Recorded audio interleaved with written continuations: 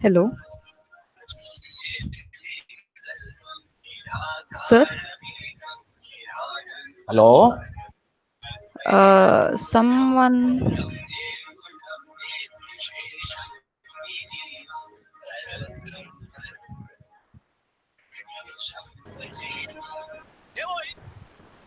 Hello. Hello. Yeah, Srilakshmi. Okay, sorry for the glitch. Let me start. Esteemed Chief Guest Dr. Sudhir Raj K, faculty coordinators, and all the participants, I would like to extend a warm and a hearty welcome to each one of you to this workshop on design thinking, creative thinking, and critical thinking, organized by the institution's Innovation Council (IIC), supported by Ministry of Education, Government of India, NMAM Institute of Technology Nitte, in association with New Age Innovation Network (NAIN), a unit of KITS, Department of Electronics, IT, BT and S&T, Government of Karnataka, NMAM Institute of Technology, Nitte. Without further ado, I call upon Dr. Anil Kumar HS, President of IIC NMAM, speak a few words. Good afternoon, everyone. Am I audible? Yes, sir. Yes, sir, you are. Thank you. So, New Year greetings from IIC of NMAMIT Institute of Technology, Nitte. Myself, Dr. Anil Kumar, President of IIC NMAMIT Nitte. Let me tell you in brief about IIC before we start and understand why we are here. A Ministry of Education's Government of India has established MOE's Innovation Cell. It is abbreviated as MIC to systematically foster the culture of innovation amongst all higher education institutions. The primary mandate of MIC is to encourage, inspire, and nurture young students by supporting them to work with new ideas and transform them into prototypes while they are informative years. MIC has envisioned encouraging creation of Institutions Innovation Council, it is abbreviated as IIC, across selected higher education institutions. A network of these IICs will be established to promote innovation in the institution through multitudinous modes, leading to an innovation promotion ecosystem in the campuses. We are pleased to inform you that our institute is one among registered IIC under Ministry of Education's Innovation Council, Government of India. We are having an IIC council comprising of faculties, student members, along with some external members. In this regard, today in association with a New Age Innovation Network, that is NAIN, a unit of KITS, Department of Electronics, ITBT and SNT, Government of Karnataka, NMAMIT, Nitte, this workshop on design, creative and critical thinking is organized. I'm sure this workshop will definitely motivate you because we have with us Dr. Sudhir Raj, who is a well-known resource person in this domain. With this brief note on IIC, I request the organizer to introduce our resource person for the benefit of students. Thank you for the opportunity. Thank you, sir.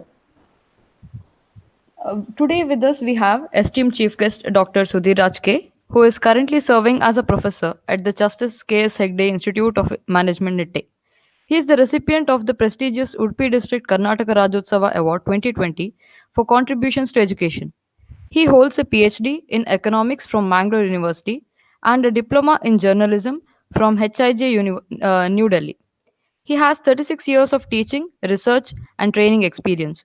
We are honored to have you with us, sir. Now I kindly request Sudhir Raj K, sir, to take over. Thank you so much.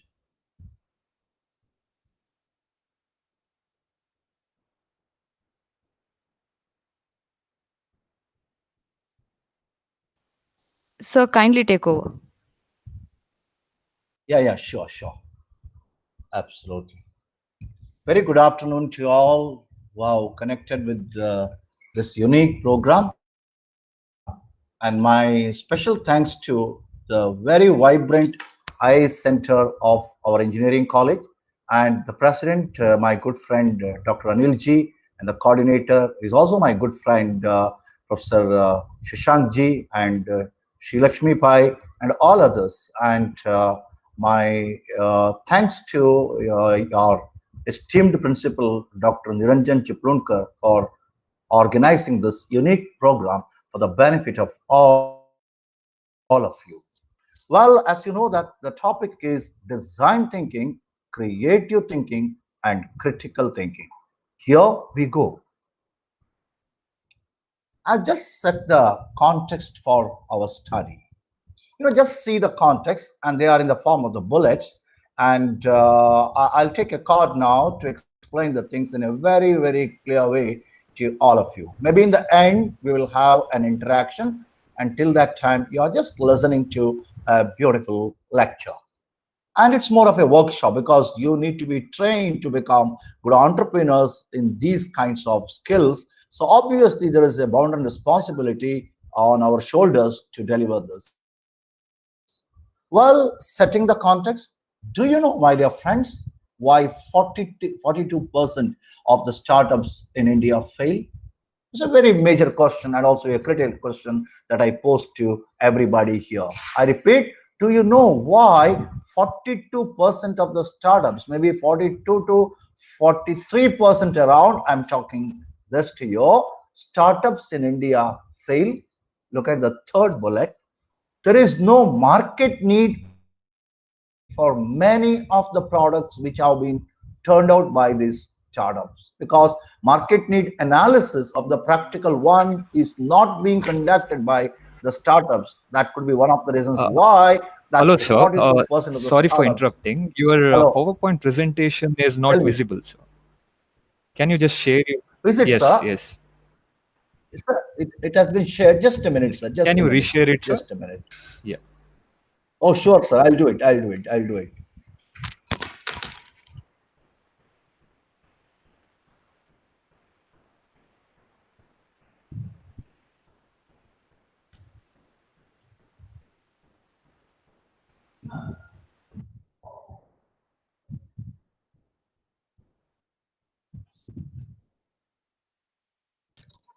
Just a minute, sir. Shashank, sir. There is a small problem here. I'm going to set it right. Just a minute.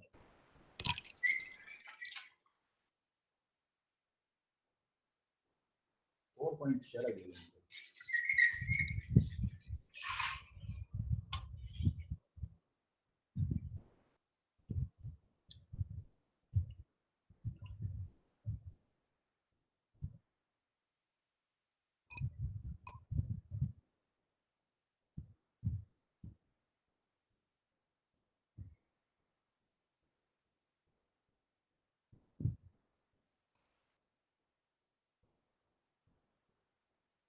Shashank, sir, could you see this now? Not yet, sir. Hello? Not yet. Just a minute, Yes, sir. There is a yes. small pitch here. Yeah, I now it's think that getting shared. will Yeah, be now resolved it's soon. sharing. Yeah. Yes, Now, now it's yeah. being Okay. shared. Okay. You can just open your PowerPoint. Yeah. I can open the PowerPoint. Now you can see it. No, sir? Yes, sir. You can make it full screen and then you can continue, sir. Yeah, I will make it full screen. I'll make it full screen.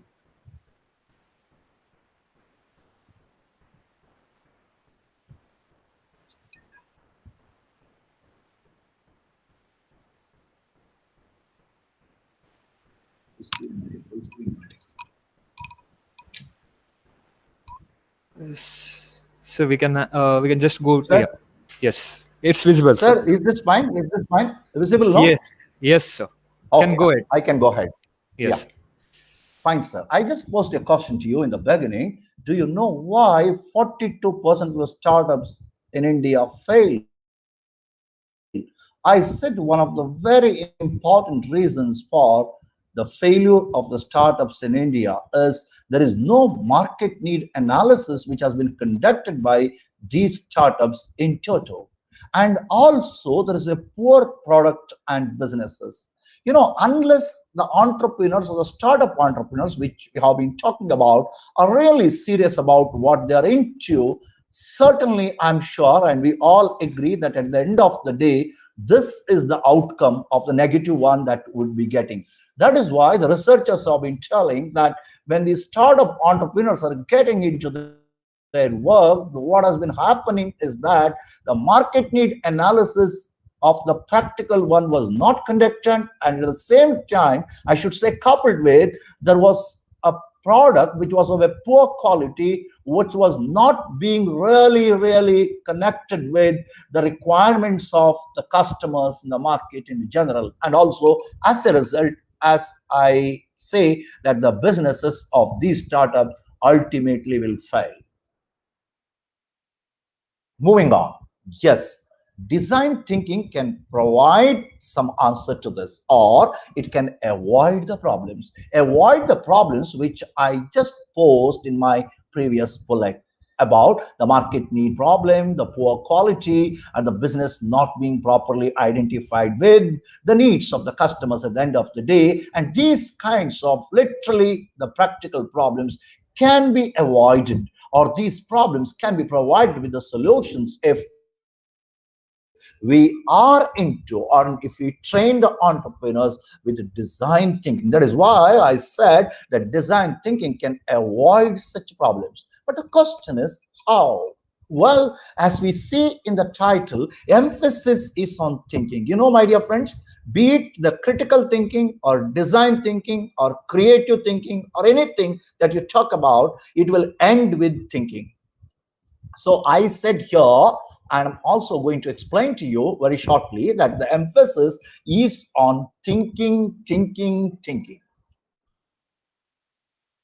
So the natural question is, which organ of our body or the anatomy, I mean the human anatomy, helps us to think?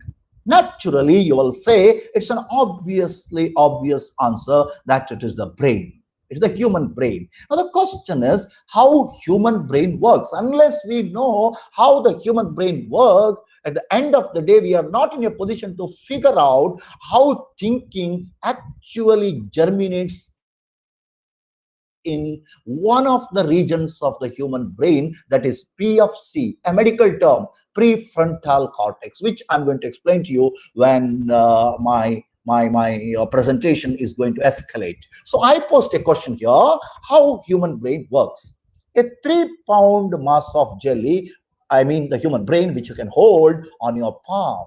Human brain has 100 billion nerve cells. They are called neurons, and these neurons talk to each other just like me and you are talking, just like I'm talking to my own kith and kin, my own friends, my own neighbors, and my own students and my own colleagues. So neurons talk to each other, and obviously they have connectivities. This we should not forget it at the end of the day. Just like we talk to each other, the neurons, the brain cells of the brain of a human being, are also interested in talking to each other.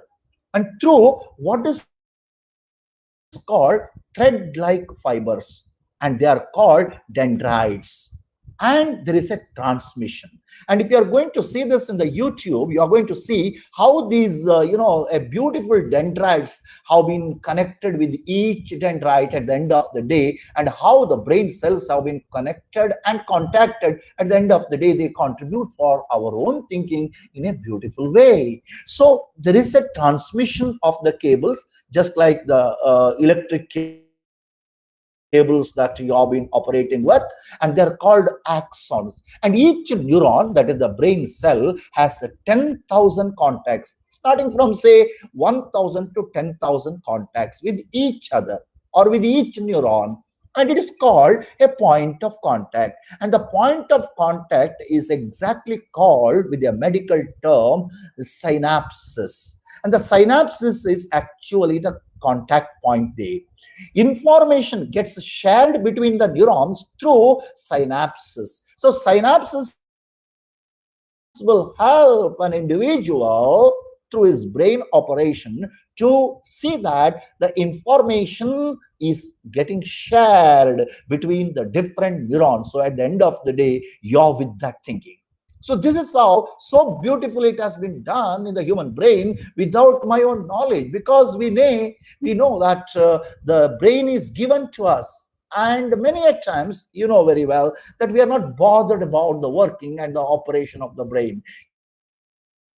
If you know a little bit of the operation and the working of the brain, we are in a position to figure out what kind of a thought pattern that I'm getting at any point of time. Is it really good to my work? Is it contributing to my performance? Am I really with the design thinking? Am I really with the critical thinking? Am I really with the creative thinking? So these kinds of sensations I would have had if I'm in a position to figure out exactly how the human brain is working. So my concern here is to enlighten you at this moment of time how actually the neurons contribute to this kind of a thinking. So moving on to the last slide, the last bullet in this particular slide, brain has different regions, my dear friends. Thinking region is there, learning region is there, memory region is there, originality region is there, creativity region is there, emotions region is there, language region is there, mathematics region is there. So many regions of the brain contribute to my growth, contribute to my performance, contribute to my delivery, contribute to my linkage with the rest of the world. So we need to understand, figure out exactly how this or these brain chambers or regions contribute to my own performance, right?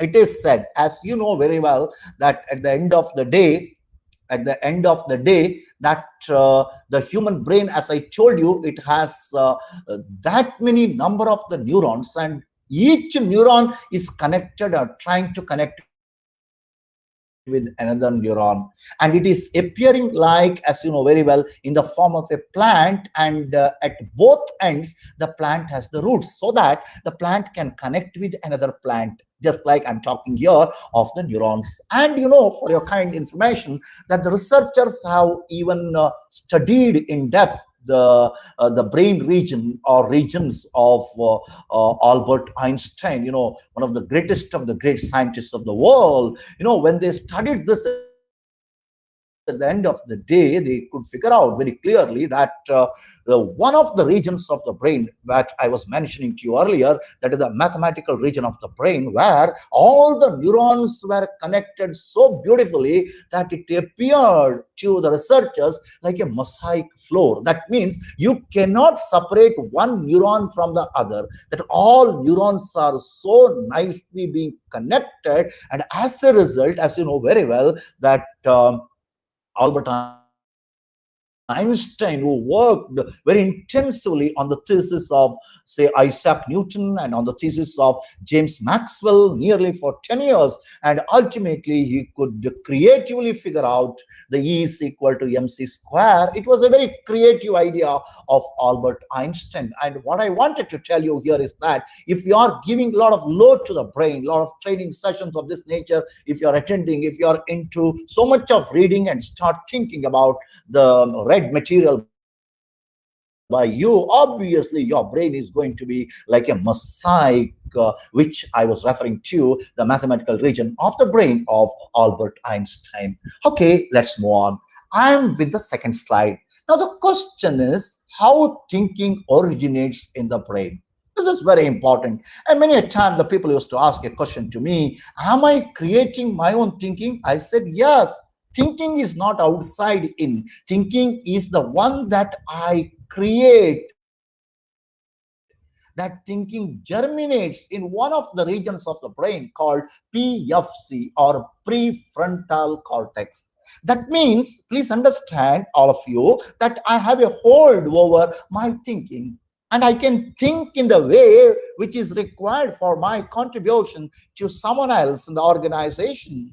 I can think in the way that I can be a design thinker or creative thinker or critical thinker, because thinking takes place in the PFC of my brain. It is not outside in, it is inside out. That means I can manage my thinking, I can contribute to my thinking, I can direct my thinking, I can also control my thinking if there is a need for controlling it. That is what exactly I'm talking here for the benefit of all those participants of this beautiful session. So, next bullet, the prefrontal cortex, my dear friends, is called PFC, the thinking brain. The cortex, you can see here, there is also an image that you can see on the same slide here, and which is available in the Google, and you can search for it and you can be at it, because you can study so many things about this. But for my benefit, for the presentation of this particular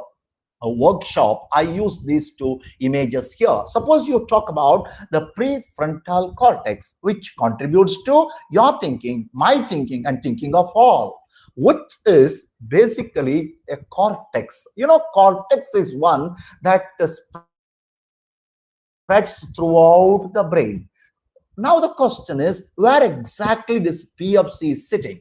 PFC is sitting just behind the forehead of you, forehead of me.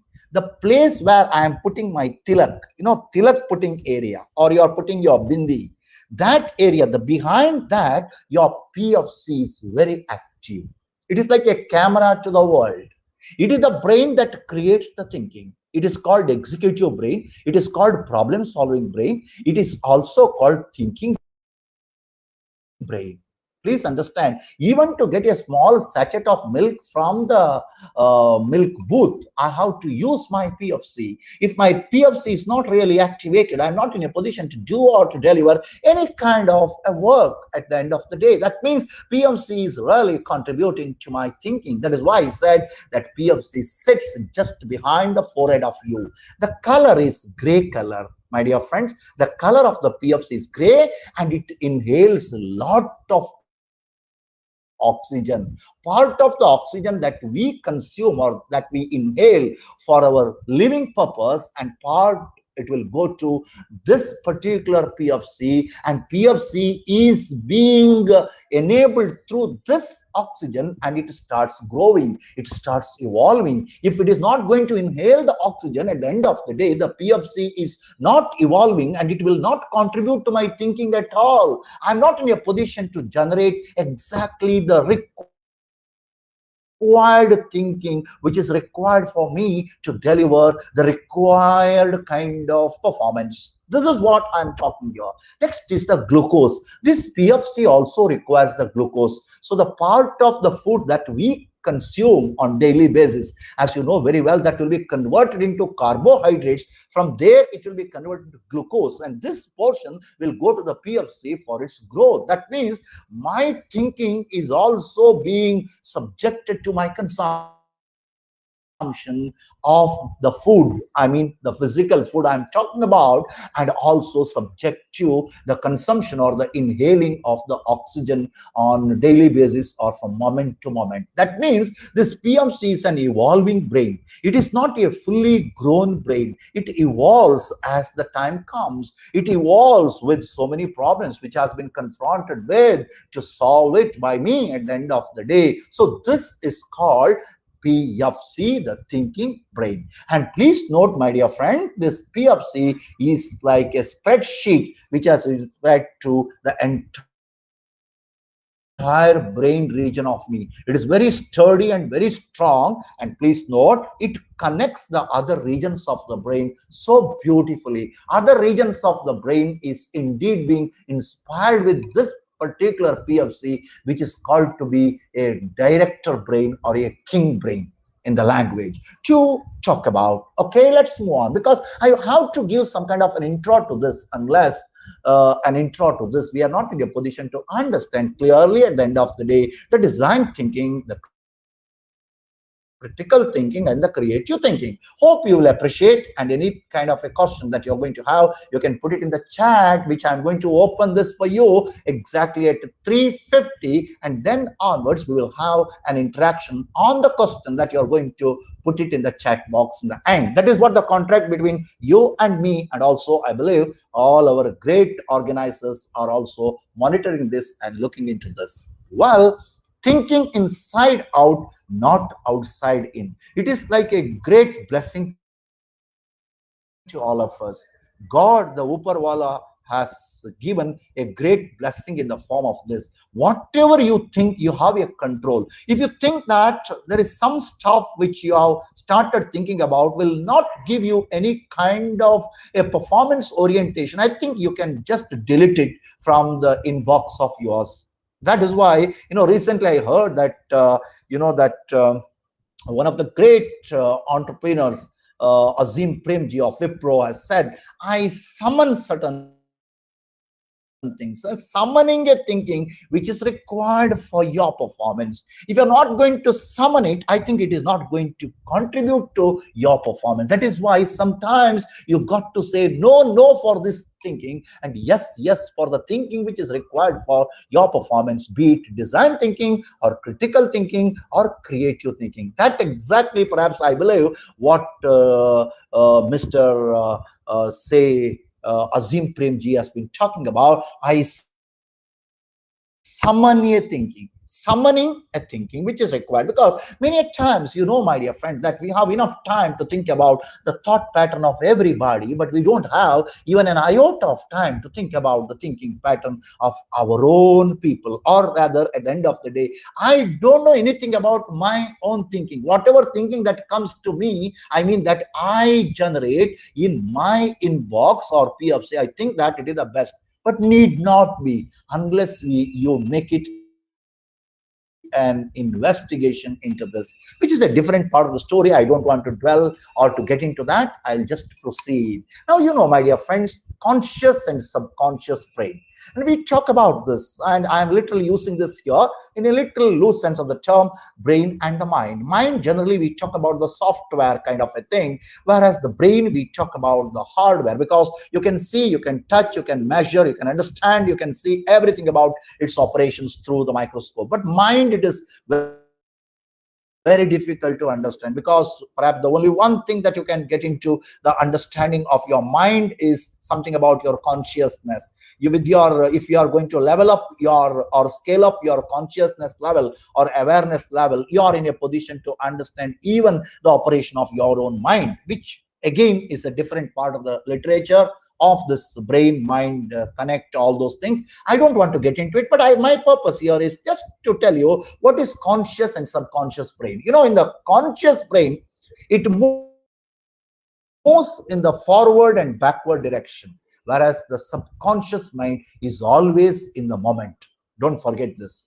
So subconscious brain is always in the moment. And if you ask me which is more significant, perhaps the most significant is the subconscious brain. And all your incubated thinking, all the thinking that you are contributing to your own creativity, design thinking, is actually the contribution which has been actually tossed by the subconscious brain, because it has been operating in the moment.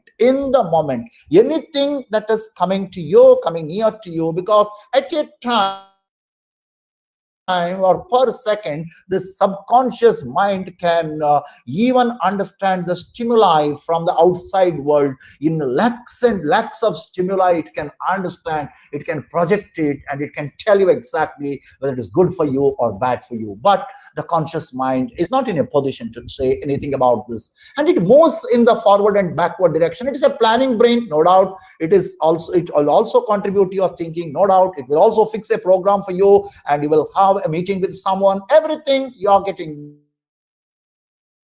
in the form of a benefit or advantages from the conscious brain rather than from the subconscious brain. But in all creative, in all design thinking, and when you talk about the most critical brain is the subconscious brain, which I'll get back to you when I proceed with my presentation. Hope all of you are with me. I am moving on straight away to the topic which has been assigned to me by the great organizers of this workshop. Well, what is design thinking? My dear friends, here I'm going to enlighten you with beautiful examples so that at least you can understand and appreciate what exactly it is. So this will require one-day workshop, especially to the people who would like to have a mastery over this particular subject. But I'm not going to spend that much of the time on this because the time which is allotted to me is hardly 2 hours. So obviously, I'm straight away starting with the topic now with a simple understanding of this topic, because even I know that some of the students wanted to master this particular topic and to be great design thinkers, because many of the organizations today is into design thinking. So naturally, my orientation here is to understand something about the ABCD and XYZ of design thinking. Now the question is this: are we conformists or originalists? First question: if we are conformists, or if we believe only the status quo that need not be changed, or something like a traditionalist kind of an orientation, if I'm going to wear with my performance, I have nothing to say. But if suppose you are an originalist, and that is something really great. You are an originalist means what you have to understand here is you are not a conformist and you are not a believer of something like a status quo. You wanted to change everything. You wanted to see the beauty of experimentation, beauty of questioning, beauty of getting into the domain of something very crazy, which others have not made any attempt to. I think I have something to say. So forget about being a conformist and be a lover of the originalist. For your kind information, there is a beautiful book which has been authored by a great professor from Stanford by name Dr. Adam Grant. The very title of the book is, for your kind information, Originals. And you got to read this book. And he has been giving many examples of the things, how you can become. I can become a true original thinker or a creative thinker, or to a great extent a design thinker, which I'm adding that flavor to you because my question is on design thinking right now for you. So now let me concentrate on what is it. So I invite you to my workshop here basically as an originalist rather than as a conformist. Moving on. Taking the case of Alva Edison. You know Thomas Alva Edison. Many of you know whom this guy is all about. You know, a great guy, the inventor of the electric bulbs and all those things. But you know, you have been telling that he's a scientist, but actually he's not a scientist, which I'll get back to a little later. But a very curious guy, very much like an inventor, very much like an originator of something new, very much like a creator of something new, something novel, something fresh, something that others cannot even imagine or come near to his domain or aura of thinking. We appreciate him like anything, and all of you are aware, but I'm going to project this gentleman to you with a different avatar here as the pioneer of design thinking. Many of you are not aware of this. That is why it is my responsibility to tell you something about this. Many of the research now prove that the pioneer in the field of design thinking is none other than Thomas Alva Edison. Let's see what he did to this domain of learning. So I said the early design thinker is none other than Thomas Alva Edison. He created the electric bulb. I think it is something like half the door is closed means half the door is opened. Even the kid is also aware of this and you not say this. But that is not the thing which we are looking into here. You know, he created the electric bulb and wrapped the entire industry around it. Which industry? Industry I am talking here, electric power generation industry, which many a times we turn our back to it and go. But believe me, the entire electric power generation industry was designed by him just to see at the end of the day his beautiful masterpiece or that of his invention of the electric bulb is going to light up. Please understand this very, very interestingly. That is why he started with the design thinking in a very, very simple way. He wrapped an entire industry around it and it became his signature invention.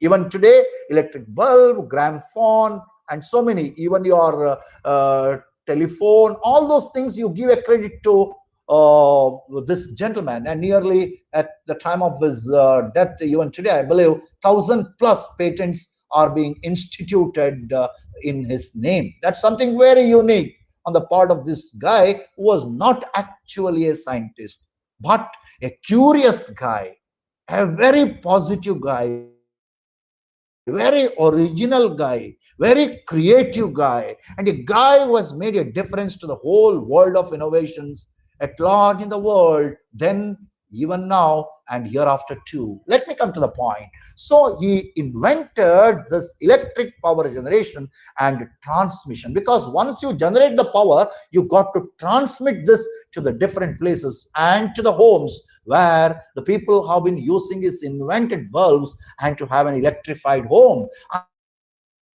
Unless you have this electric transmission, you cannot have that electrified home, or you cannot see the invention of his great signature invention. What I'm talking to you now is that of the bulb. So he was thinking about that also in his beautiful PFC. I mean, in his thinking style.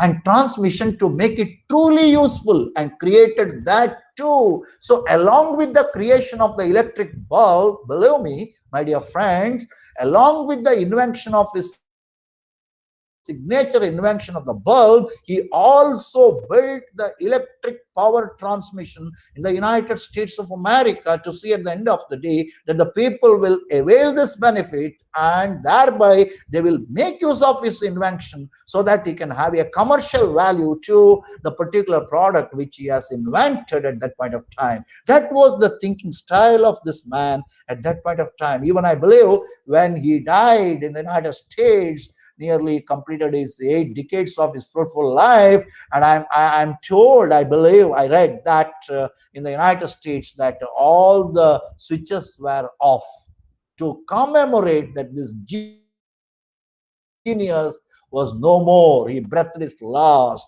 That was the power of his invention. And now I can say, not just the invention, but design thinking. How design happened in the fertile brain of this man. That is what we are going to investigate into or encounter too.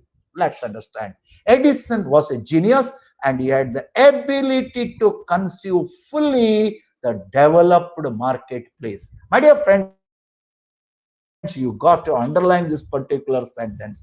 Any design thinker that you talk about today, be it the Infosys today is into design thinking, and Apple is into design thinking, which I'll get back to a little later, and any organization today which is into the practice of design thinking, believe me, they always conceive something of the marketplace, the end consumer, the end user, so on and so forth, and his or her or their experience is most important to any commercial organization at the end of the day. Perhaps keeping that in view, keeping that in mind, Edison set out his journey at that point of time is something really, really to be placed on record, I believe. So he conceived the fully developed marketplace and designed this transmission system, say that the transmission is ready, bulbs are ready, and now you plug in and you will see the beauty of it being light, which you have switched on, and you can see the beautiful light of this. That's how he conceived the entire things. Now you are getting a small call here. What could be his design thinking style? How he has taken this end in the beginning. The end is something like the people are using this and getting an advantage of this, and you could just move it to the backward direction. I could think that in the beginning, what he wanted to do it in the end, and he started thinking it like any beautiful designer of the present age. So that's the beauty. Now, I'm not going to explain to you, because you can see the image which I said, which are the, slides. I can even share it with you and see that particular image of the brain and try to understand, figure out what other regions will contribute to your own growth. I don't want to get into that. That's why small pic has been given or image has been put on my slide here. That part is over. I'm coming to here. He envisioned, Thomas Alva Edison envisioned how people want to use what he made. This is beautiful. I think this is the crux of design thinking. How my customers or the people are going to use the product, the service, the process which I invented at the end of the day. So thinking about that in the beginning calls for a lot of iterative processes.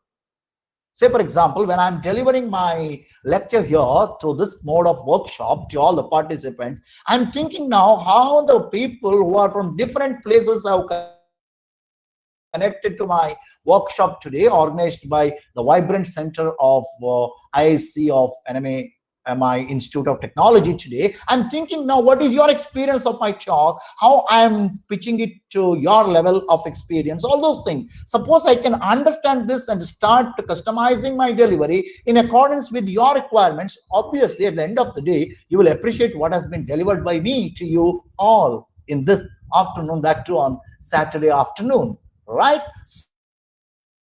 So, my dear friends, Edison started thinking about this. He wants to use what he has made, how people are using it, what is the user experience, how he feels about his product, how he is happy and delighted about the product and the process which has been deleted. By him. That is why I said in the beginning that in his invention of the light bulb, he could design a beautiful electric power generation, and thereby once that electric power generation is in place, obviously the people are going to use his electric bulbs, and people have a experience which is altogether new. Then the products, especially of his products, can be sold like hot cakes in the United States and the rest of the countries of the world. That he started thinking. That you need to think in the same way. And now you need to make use of your PFC to operate and to think in this way. That's very, very important for a design thinker on to have a mastery over design thinking. So he originally developed so many other programs related to that, and he is connecting with the things, and the things move on. Okay, moving on to the next slide. Consideration for users' needs and preferences. Nothing else will come to the mind of a design thinker. He only bothers about or focuses on the needs of the users, the end users, because customers today are someone who is something like, as I always have been telling and sharing with my friends, that a customer is a frenemy. Frenemy means he is a friend if you are going to deliver the right thing to him, right? He is going to turn out to be an enemy, frenemy. Other portion of it is the enemy. Once that experience is not going to be the real experience which he is enjoying from your product, from your delivery, from your service, from your process. So it is your call now to see at the end of the day that your own customers are in your domain. That is why end user need is most critical for any commercial person, for any person at the end of, because people count today the experiences, nothing else. So what is the experience that you're getting out of that person? If you are not getting any experience from the person, any new, fresh something from the person, you will turn your back and go, because you're not getting anything new, because you're only seeing something like the negative comments here and there, which will not fetch you anything at the end of the day. But if you are going to give a live, beautiful and life experience to your person, the person will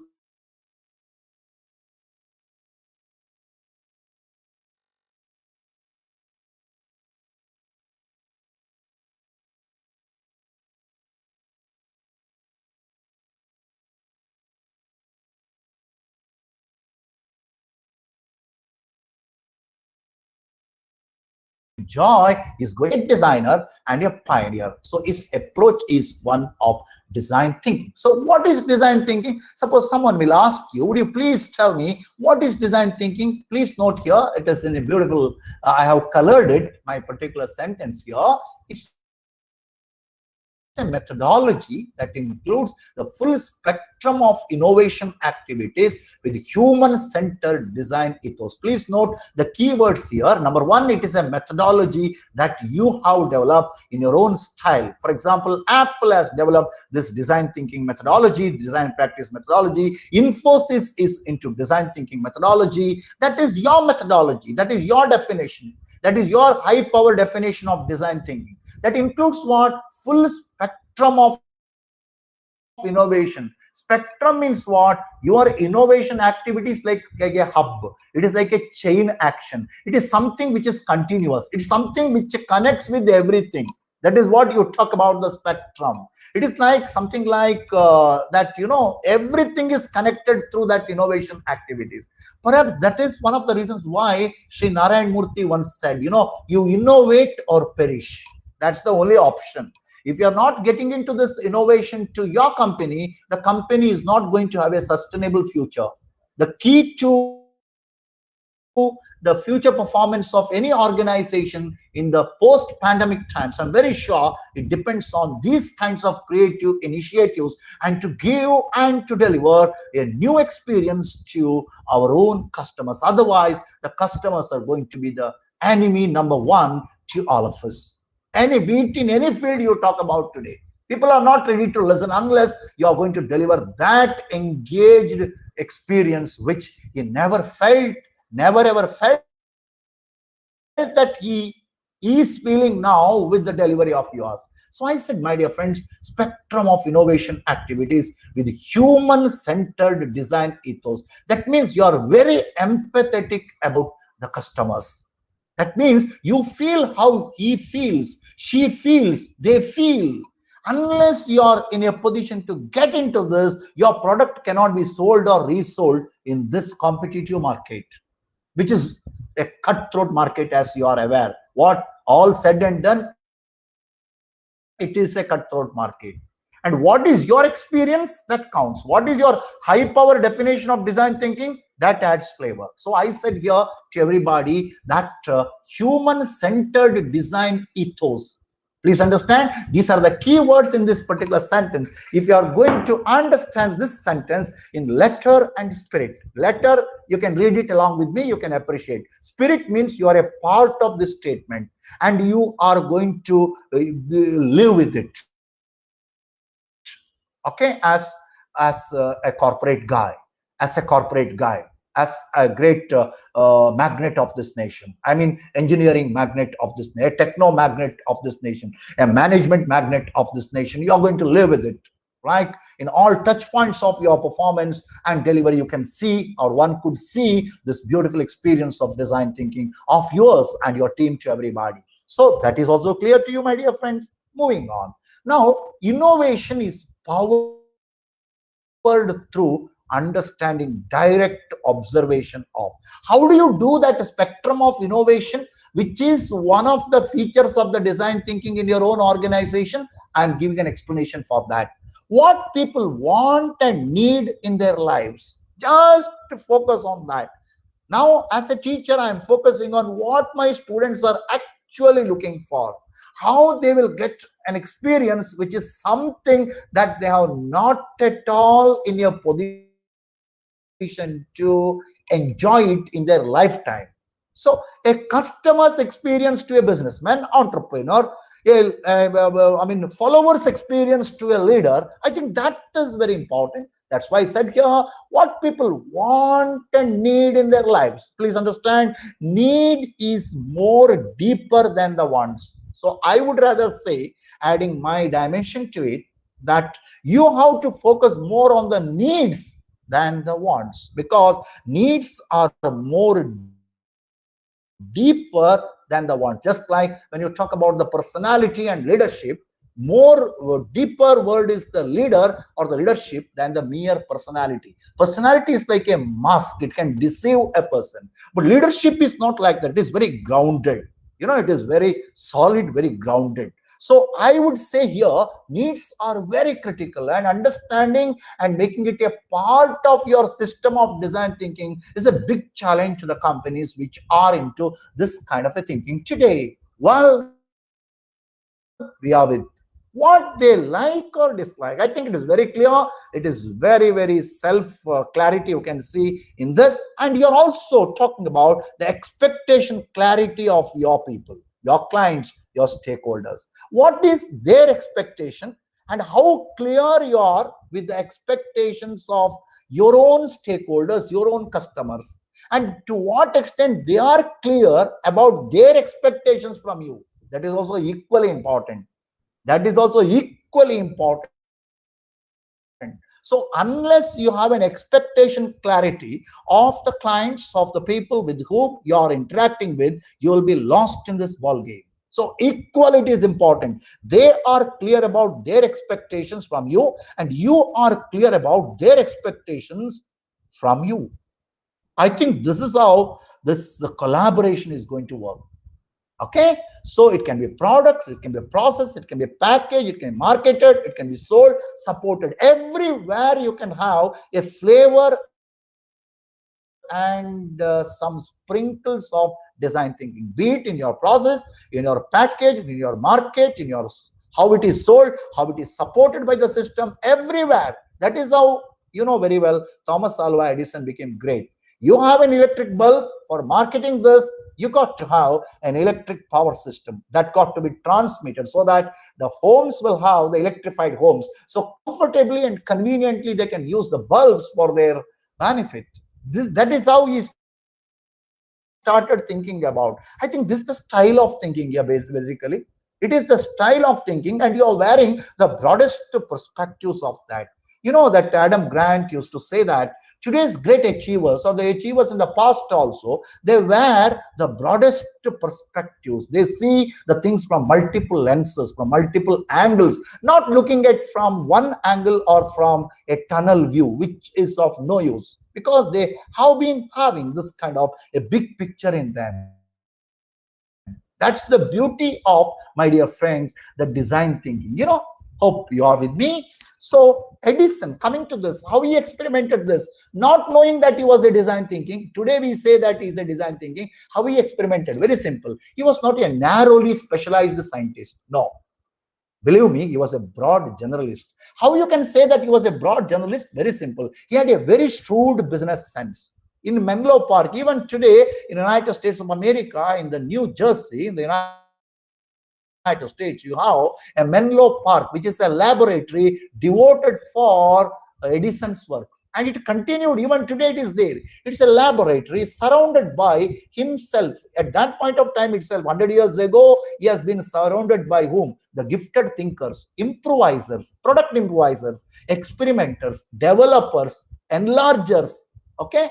Poets, artists, marketers, almost all walks of life that you name, I will tell you, they were being associated with the Menlo Park laboratory of this great man. That means he was aware that to have a design thinking, it is most essential that you need not be just a scientist or a technocrat. You are required to have a man with the imagination, man with the thinking. You are required to have a scientist, a technocrat, a poet, a literary figure, improviser, a developer, a marketer, an economist, and artist, and everybody. Then only you can design a particular product or service or a process which is actually being linked up with the ultimate needs of the end users. And they feel that I'm so empathetic about yours and I want to be connected with yours for the reason that you're so empathetic about what I am looking for, what I am in need of. Suppose you wear this mindset, my dear friends,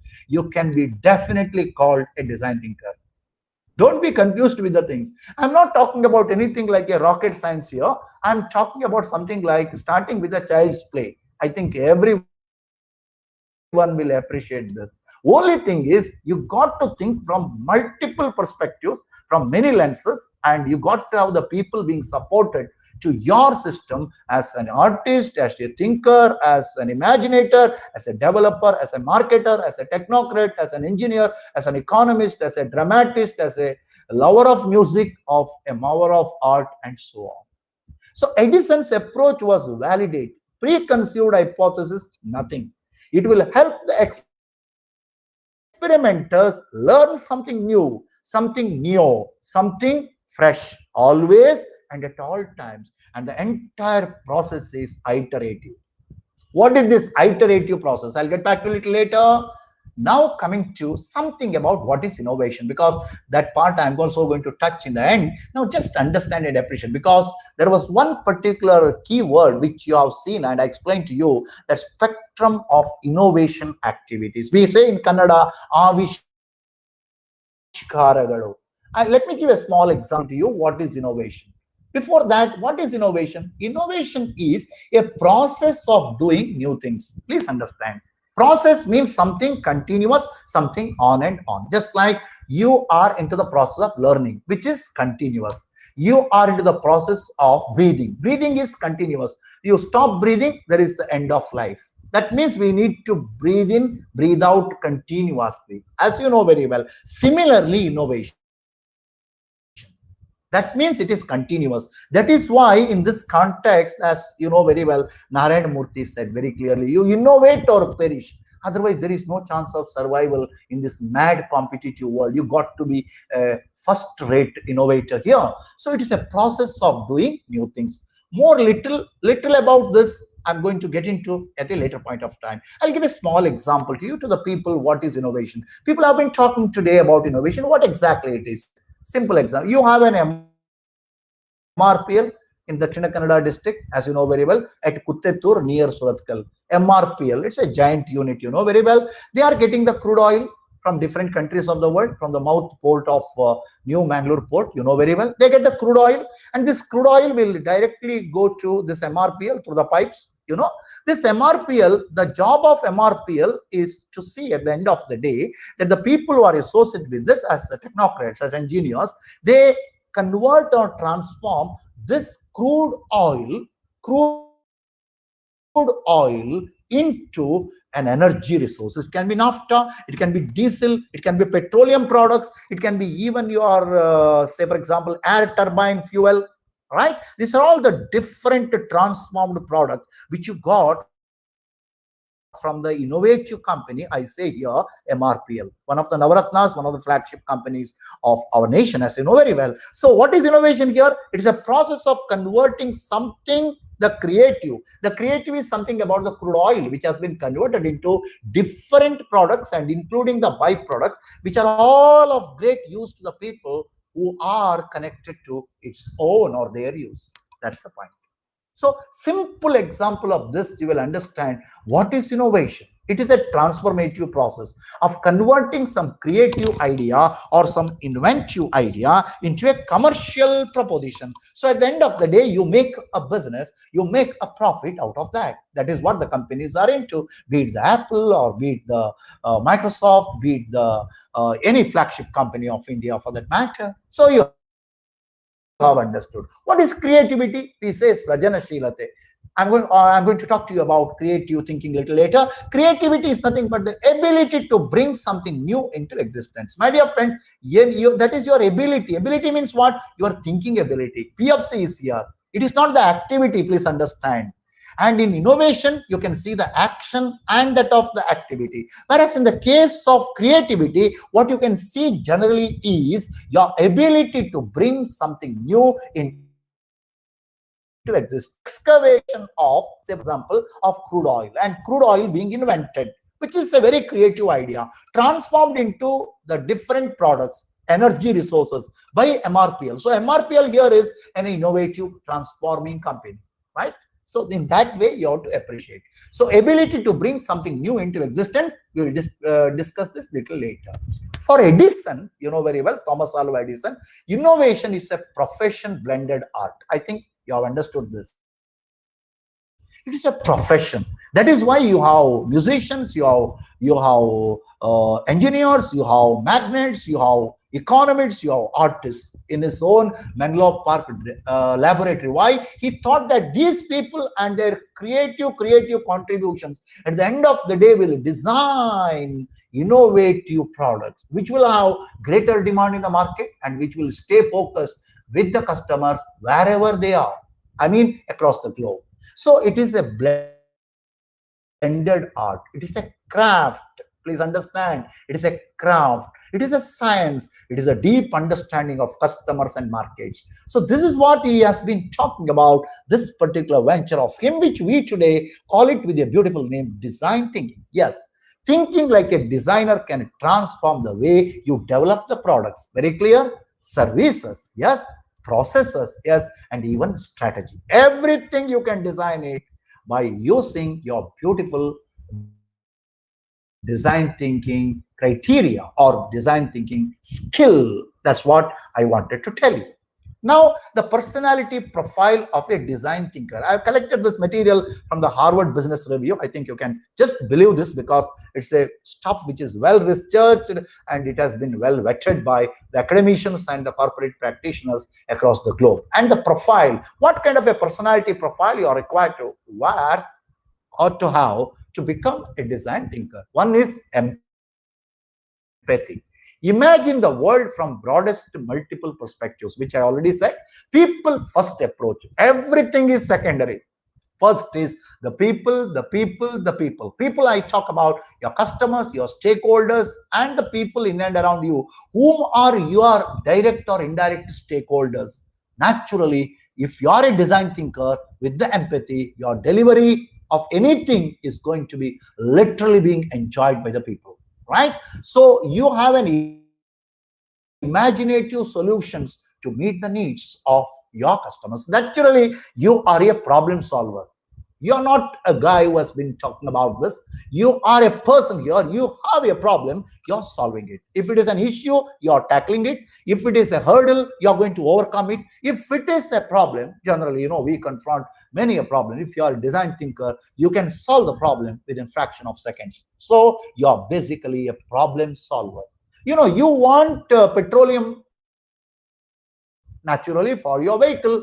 Crude oil cannot give you the petrol. You want an innovative company, MRPL, to convert the crude oil into petroleum. Naturally, you depend on that. That means the need for petrol from the owner of the vehicle is being satisfied through the innovative efforts of the MRPL. Simple. You can connect. Integrative thinking is there, my dear friends, because you are thinking like a poet, a technocrat, an engineer. Naturally, your thinking is very integrative here. You're not a soul thinker. You wear the thinking styles of all people. That is what exactly you can see in the thinking style of Thomas Alva Edison in his own beautiful laboratory at Menlo Park at New Jersey in the United States of America. So he will rely on both analytical processes, very much required. Dramatically, you improve on the existing alternatives.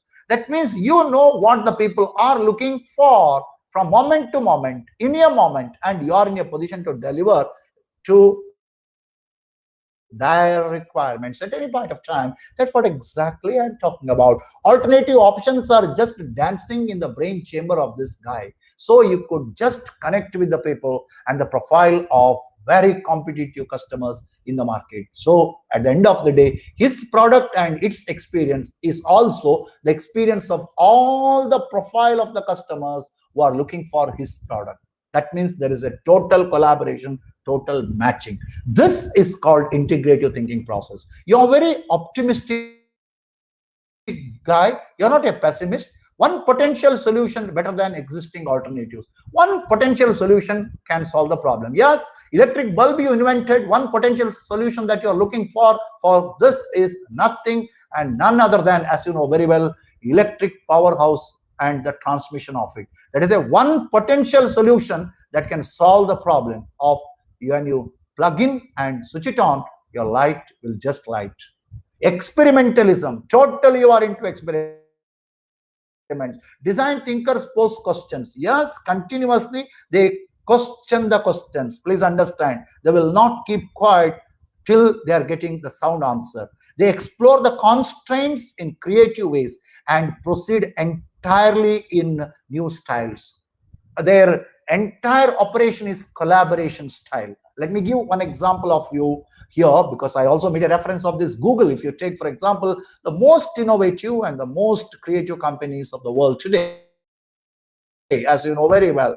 And one of the purposes of Google that they say, which is also their mission, they say that we love the constraints.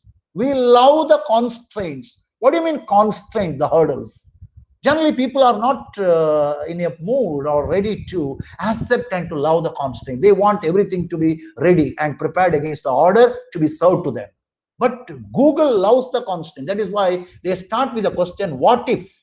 What if the government of India is going to ban the Google for 5 years or say next 5 years? They don't bother about this. They have an option already kicking in their brain. They can see the same revenue and they can also have it for the next 4 years in case the government of India is going to ban the Google for the next 4 years. That means constraints, you are going to face it now and you have a possible solution for that, and already it is ready, and you are least bothered about the problem which you are confronted on a daily basis. This is what exactly I said. Google is into constraints. Are you a lover of the constraint? Are you a lover of the crazy world? Are you a lover of a crazy thinking? I think that will provide you a best bet for design thinking. Interdisciplinary approach. You can see history, you can see poem, you can see literary figure, you can see so many things at a time operating in your brain chamber, and it contributes to your beautiful design, which will be just loved and just hugged by the people in the corporate world. And best example I wanted to provide here is go to the Google search and see what IDEO is doing in the United States of America. It's a beautiful company that will train the people in design thinking. And they are into so many modules of training the people and training the young generation to become great design thinkers so that they will fit into the companies of the world which are now already into design thinking. Excellent organization, my dear friends, for educating design thinking. They are surrounded by engineers, anthropologists, industrial designers, architects, and psychologists. Same thing you will find which I said to you about 10 minutes back, or rather 5 to 7 minutes back. I said the same thing to you, as you know very well, that Edison also thought and did in the same way. IDEO is also doing in the same way. Perhaps the carbon copy of the Menlo laboratory, you can see it in the very operation of the IDEO of the United States of America. Now, question is how design thinking happens. I think once my friends are very well versant, or rather very well comfortable with the design thinking, now you can easily understand what I'm proceeding with. Engineers design something, then they test it. Satellite, for example, no user will tell you okay for this. Car manufacturing, it is not a same thing as that of a satellite designing. You know, car manufacturing, it's a different ball game. You have to see the gear, you have to see the steering, you have to see the belt, you have to see the cushion, you have to see all designs, and that should fit into the requirements of the end user or the car buyer. That is why, you know, for example, when Maruti is designing its own car, these clients will sit with the great designers of the company, and their requirements have been jotted down by these people, and according the cars have been manufactured in the factory. That is very important today, because a car manufacturing is not the same as that of satellite manufacturing. Please understand, you have to get into the design part here, and it should be it is not a straight game here. It's going to be a different ball game, and you have to catch the different ball here when the players are playing. There is no one best way to move through the process. Please understand, in design thinking, never ever you will have one best way to move through the process. You have inspiration. First of all, you will have the inspiration, problem or opportunity that motivates the search for solutions. That is the first stage in design thinking, because I have posed a question to you in the beginning, which now you can see here how design thinking happens. So I had given 2 examples. Now I said no best solution you can get into in the beginning. You need to have an inspiration, problem, or opportunity that motivates the search for solutions. You are actually into a search for solution which you think is a very, very severe and rebellious problem which is bothering you, confronting you. Next is the ideation stage. It is a process of generating and developing and testing the ideas. So first is inspiration, my dear friends. Second one is ideation. Third one, implementation, path that leads from the project room to the market. That is the third step. Very important step it is. Please understand, from the project room or from your laboratory, it will go to the market. From the laboratory of Menlo Park of Thomas Alva Edison, the bulb had moved to the corporate world. From his laboratory, the electric power transmission has moved to the corporate corridors. Please understand this very clearly. That is called, you say here, project room or lab to the market. Remember, journey is iterative. What do you mean iterative? It is a non-linear process. It is not a step-by-step process. It is an exploratory process. You move up, you scale up, you come down. It is a snake and ladder kind of a game it is. Many a times you feel that you are frustrated and you feel that you are totally lost in the ball game. Still, you have that muscle to move around. You are going to be a design thinker. That is why you know very well that Menlo Park, that Alva Edison said he failed 1,000 times to design a particular filament for his bulb. Later on, he could find out that a particular filament, after 1,000 things that he tried out and he failed miserably, he could design 1001. That was a success. That means you require a lot of patience in the process. And if you are not going to test your patience, I know that patience is bitter and fruits is very sweet. Otherwise, your ball game is totally different. So be a man of patience. Very important. You don't have any instant results here. You should keep trying, keep moving, keep talking, keep engaging, keep delivering. So the journey is iterative, non-linear, exploratory process. Unexpected discoveries will happen. You are totally shaken at the roots. Your fabric of thinking is shaken, but still don't be disheartened. You're a man. You are going to take the cord and you will move forward.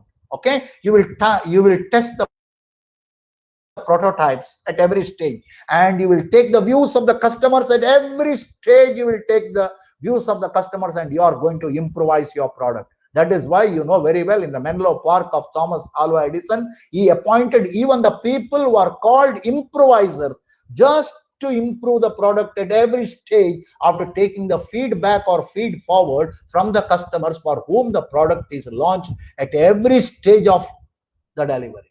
Please understand, process is not so simple as it appears to be. It requires a lot of your inner strength is something like which is a muscle that has to operate with you forever. Customers at every stage. So IDEO, the very philosophy of IDEO company of the United States, which is into design thinking, is that you fail early to succeed sooner. It is open-ended, open-minded. Yes, I said it. You feel that everything is chaotic, everything is not going to solve your problem. So much fluidity, so much dangerous it appears to be. But don't be a man to turn your back to it and go. Be a man, you face it, and let's see what's going to happen. Experiencing it for the first time, yes, you feel that it is something, this is not a song which is meant for me. There can be a lot of music in your there can be a lot of butterflies in your stomach or belly, but at the end of the day, you will have beautiful, lovely flowers that will just spread or sprinkle their fragrance on your head, and you will feel that you are a part of that game. So patience, love for learning, curiosity, passion is very, very, very important. Remember, lot of overlapping spaces will happen in your innovation. Overlapping. One overlaps with another. That is exactly you call iterative process. One overlaps with another. One shades another. One takes the position over another. You may not be knowing in that process which is required now, which is required at later stage. So don't be a man that you will just pack off and go. No, you are going to face it. That is what Thomas Alva Edison did. That is why I said in the beginning, the pioneer of design thinking in the entire world is none other than Thomas Alva Edison. Not a scientist, but an innovator. Not an ordinary man, but a gifted person with a gifted curiosity and searching for something very empathetic from the point of view of the end user, ultimate customer.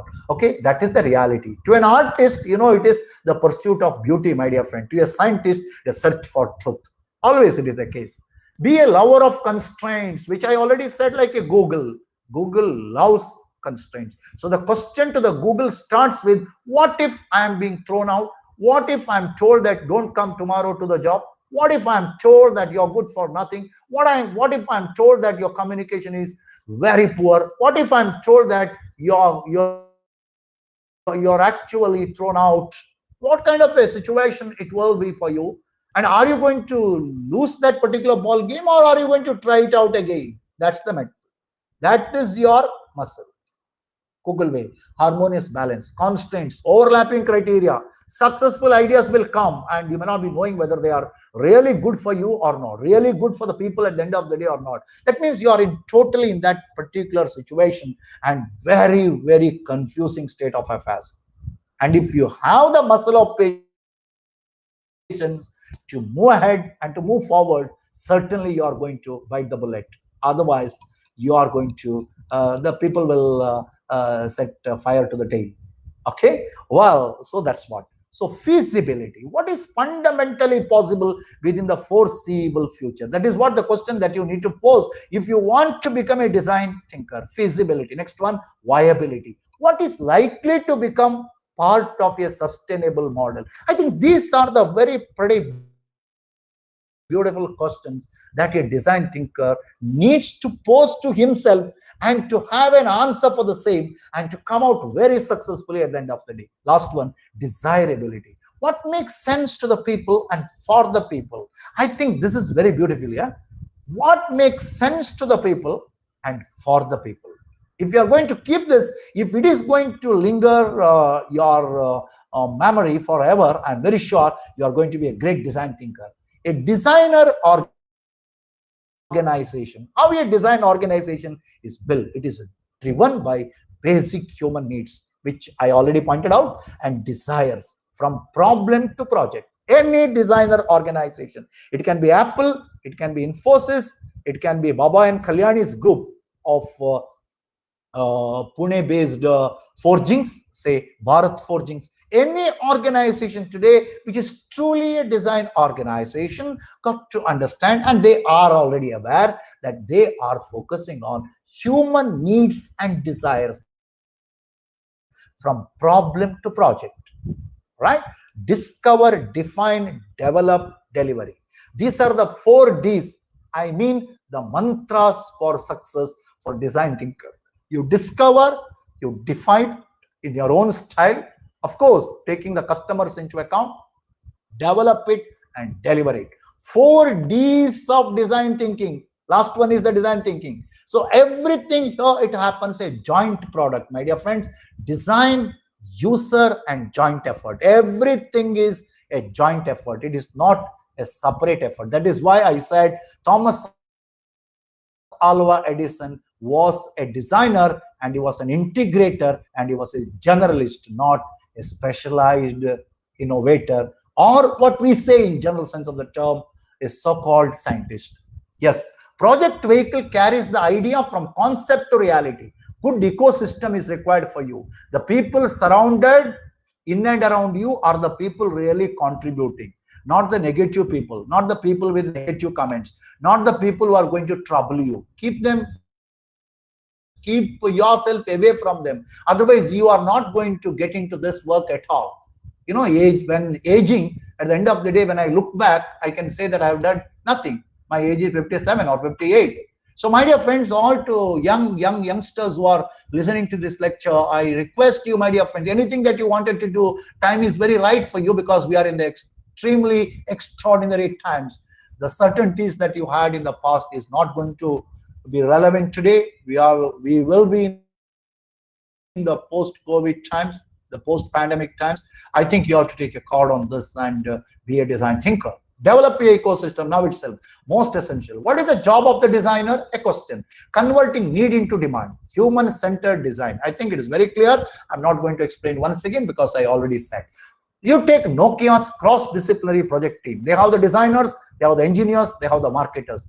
Together they work, and together they contribute. Together they share the success. New form of collaboration. Today, it blurs the good old boundaries between creators and customers. It is not about us versus them. I repeat, it is not about us versus them, nor even us on behalf of them. For design thinkers, I repeat, for design thinkers, the most important mantra is us with them. Us with them. Don't forget this. Little more clarity about overlapping spaces over the course of the project. Inspiration space, insights gathered from every possible source. Ideation space, those insights are translated into ideas. Implementation space, best ideas are developed into concrete, fully conceived plan of action. Design thinking, improving our lives in the present. No doubt, our means all the stakeholders, all people in general. Design thinking helps us to chart a path into the future. This is very beautiful. That's what just 1 minute back I said to you. The post-pandemic times calls for design thinking, creative thinking, originals, and continuous learners. And rest of the people don't have a place, I believe, in the post-COVID times, because the time is going to be totally different and also extraordinary in its ramifications. Aravind Eye Care System in India is working on the mode of design thinking. And you can see the video of this. Design thinking helps us to chart a path into the future. I already said some points for becoming design thinkers. Begin at the beginning. This is Zen philosophy. Anything you wanted to begin, you begin at the beginning. Have a lot of patience. Be an experimenter. Be a questioner. These are the things. Hope I'm very sure, my dear friends, because the time is a constraint. Within that limited time, I have delivered design thinking basics to you all. And if you have any questions, you can put it in the chat. As I told you in the beginning, 350 possibly and positively, I'm going to wind it off, and you can post the questions to me, and you will enjoy interaction. I enjoy rather interaction with you all, the great participants. Now I'm coming to the second topic, which has been assigned to me by Dr. Anil sir and also Professor Shashank sir to me, that I have to speak on this. What is critical thinking? This is very essential for defining and solving the problems. Basically, please understand, this is also a problem solving design. Please understand, you may be a technocrat or engineer or poet or economist or anybody for that matter in the corporate world today. Your basic task is to solve the problem and make the clients happy, be it at home or in the corporate world. You should keep them with good books. That's very important. So critical thinking is also one of the ways by which you solve the problems. How do you do this? For this, I have taken the model of Socrates. Socrates was one of the greatest of the great philosophers who lived in Greece, say around 2,500 years back. Socrates, Aristotle, Herodotus, Plato, they were all the great, including Pythagoras. They were all from that particular great Brahmanda of Greece, and they know everything, almost everything of the things. Yet they are very simple, very humble, and they had a lot of patience to answer to the queries of the people. I'm just taking this model here for critical thinking. Just see the sweetness of this beautiful critical thinking question. They are called, my dear friend, let me start. It is a process we use to recognize underlying assumptions, scrutinize our arguments, and assess ideas and statements. These are the Socratic questions. Many of the questions that Socrates used to pose to find an answer to the pressing problems at his times are here. Good examples for critical thinking for you to reflect on this. What do you mean reflection? You're sitting and you are moving backward and you start thinking about what you thought in the beginning. That is a reflective process. This is very much required for every individual to scale up in life, right? When the people are not doing a reflective process, they are not going to be improvised, right? They have a lot of ego also. So when you start reflecting, the real truth will come to the table and you will understand, oh, this is where I went wrong. This is what I got to do, something of that. Questions that clarify, Socrates used to say. What do you say that? Suppose you wanted to clarify certain questions in your field of engineering or in your field of economics or management or anything, or at your home, questions that clarify, right? Your question should start with, what do you say that? When you ask a question, what do you say that? That question is clarified. The clarity will emerge. Many of the problems today that we have, that we are not connecting with the things. Okay, partly it is because of the gadgets that we use. We are not connecting with the things and the people. Ekagra is being lost. All success is Ekagra today, which you have been telling this, and our teachers also talk to you, as you know very well, right from Gurukula model even today. Ekagra is success. When I'm not in a position to connect with myself and with others, I'm lost in the ball game. So he asked, what do you say that? That will clarify the question. Question number 2. Questions that probe the assumptions. You wanted to probe the assumptions. Your question should be, what could we assume instead? You assumed this. What could you assume instead? These are all critical problem solving questions. Questions that probe reasons and evidence.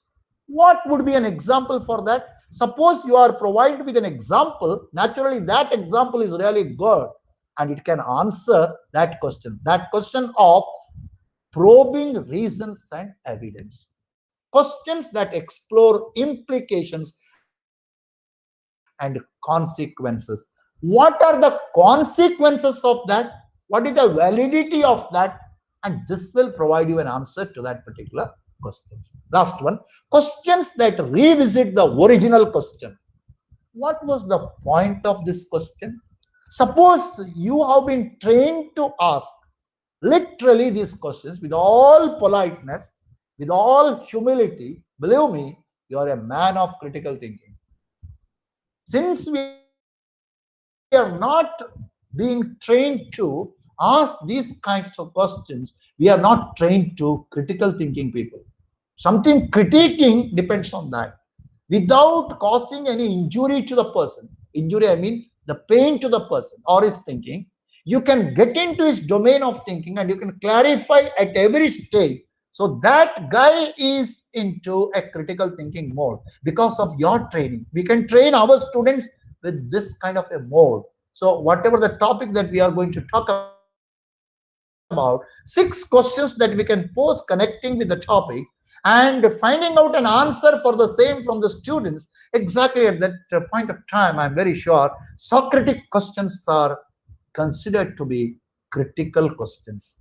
Okay, so critical thinking starts, according to me, with the Socratic question. That is why, my dear friends, I'm so happy to share these questions to you, and you can get into the domain of Socrates and see what kind of questions they are, why he posed this question, what was the answer that he got, why he said this.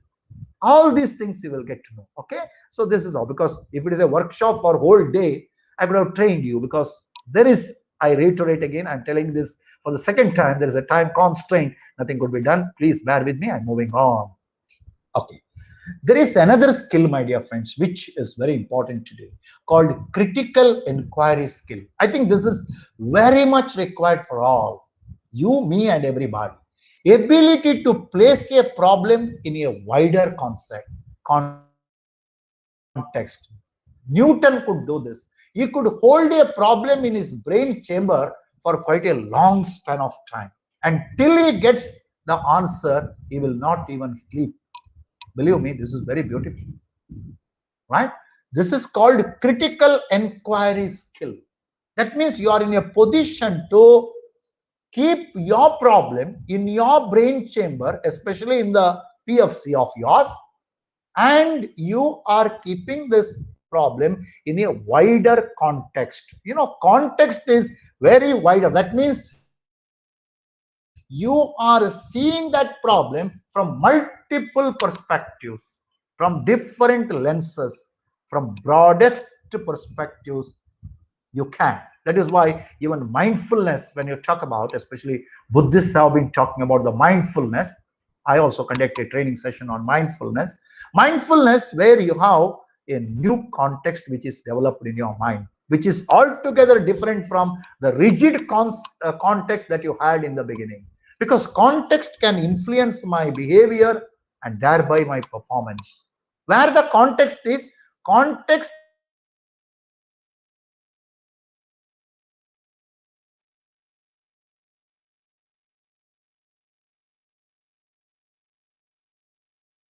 perspective, and perspective is in your PFC, prefrontal cortex. So prefrontal cortex, thinking, perspective, context, behavior, performance. See the link, my dear friend, one-to-one link you can see here so beautifully. That means if you wanted to develop your critical inquiry skill, be a mindful person, first of all, and secondly, you should have the ability to place a problem in a wider context, just like Isaac Newton, an excellent example. A fall of an apple onto his head, he could keep that particular question of why did it fall onto my head for quite a long span of time. And ultimately, you know very well, he could find an answer to it. And when he invented that the law of gravitation, the media persons asked a question to Isaac Newton, sir, tell us, how could you discover the law of gravitation? He said, just by thinking about it, thinking about the problem. And what actually here it is a critical inquiry skill that he developed for the delivery. Okay, this is all about critical thinking and also critical inquiry skill. Now let us move on to what is creative thinking. Creativity, as I already told you, my dear friend, ability to bring something new into existence. The creative process, that are certain stages are there. Idea germination, it is called the seeding stage of the new idea. Not like the farmer who just will throw some seeds onto the field. No, it is not like that. We don't know how this is going to happen, how the idea are being invited into my thought process. I don't know. Something like it's a miracle or a mystery. It's a mystery. Everybody can see the fall of an apple onto the earth, right? Now, why did Isaac Newton can only have an inquiry question? Why did it fall onto my head? And ultimately, he has an answer for that. It's the capacity of the earth in the form of, as you know very well, power of the earth, the gravitational power to pull the object to its side. That means everyone is confronting this, but only at the end of the day. You require a fertile brain to work on that, right? Hope I'm making a sense to you. So first stage is that of seeding stage, which is also called recognition stage. Next is the preparation stage, conscious search for knowledge. Please understand, conscious search. Conscious means you are fully aware. You have a self-awareness to the core. Your rationalization process here, because you are into the domain of thinking now. You're totally into. Now the incubation will start, just like the bird which sits on its own eggs. Till the bird is causing for the hatching of the egg, and the younger ones will come out of it. Till that time, the bird is going to sit on its eggs. That process is called incubation process. And your incubation center is doing this kind of thing. Your idea has to hatch at the end of the day. So you have to sit like a bird on its own eggs. Subconscious assimilation, which I said already, the subconscious brain of yours works point to point, in the point kind of. Even when you are deep asleep, your idea is being turned out from this side, that side, and you will get a sort of an eureka moment at the end of the day also, because you are so much into the work of yours, assimilation of information. You are now with the fantasizing world. Illumination will happen in your brain. Recognition of ideas as being feasible and possible. You wanted to test the idea and to make it a marketable one. What, as you know very well, including your Thomas Alva Edison did. Application will start, realization will start, verification will start. That means the idea is ready to be tested and to be sold. You know now what the different companies are into the manufacturing of the COVID vaccines, as you know very well. So many companies now, they will, one of the companies will be 96% of success, 92, 98, 95. It's a beautiful case today, I believe, my dear friends. And see, after 10 to 11 months of the COVID first broke out in India last year, March, as you know very well, today you have the vaccines which are ready to fight against this particular small, insignificant virus, which has made the world very, very scary to everybody. That means your idea is now in the form of a vaccine which you have invented, and now it is going to be a commercial one. Hope you're with me, you're getting. That means you are adding a new dimension of value to it. Be it the invention of your own bulb or that of the electric transmission system. You're adding something new. You're not a talkative guy here. You're not a stereotype kind of performer here. You wanted to experiment your caliber, your metal in almost all walks of life, and you are proving here you're a guy that people can get a solace from you, or they're very, very compassionate guy in dealing with their problems and to see their problems from his angle to solve your problems from his angle to provide a solution to it. So invention, creation of something new, it results. Always when you say invention, it results in the creation of something new, and it results in the new knowledge. What is innovation? Innovation is a transformation of an idea or resources into useful applications. Please believe me, commercial applications. Crude oil can be an invention, right? Petroleum products, naphtha, your kerosene, your other byproducts, air turbine fuel, which you are using for aeroplanes or aircraft, they are all transformated products. That means they are very innovative products, having commercial value, having commercial sale value, having commercial flavor in that, so that you can sell it to the corporate guys for a price which commands the price, which commands the demand, right? It results in new products, new services, new processes. I can give nth number of examples here. Sorry, I had to finish it off my presentation, and then I had to take the questions also from you. That is very important. Innovation. What is innovation? Actually, it originated from a Latin word, nova.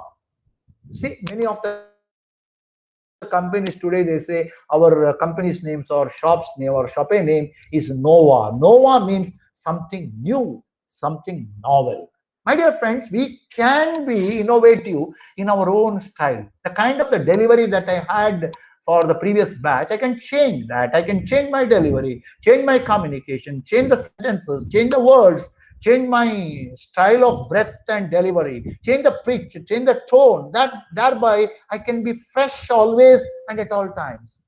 But we are not making an effort towards this direction. For that, we need to read a lot. We have to understand a lot. We have to engage a lot. We have to discipline. We have to be positive thinkers. We have to engage in our work.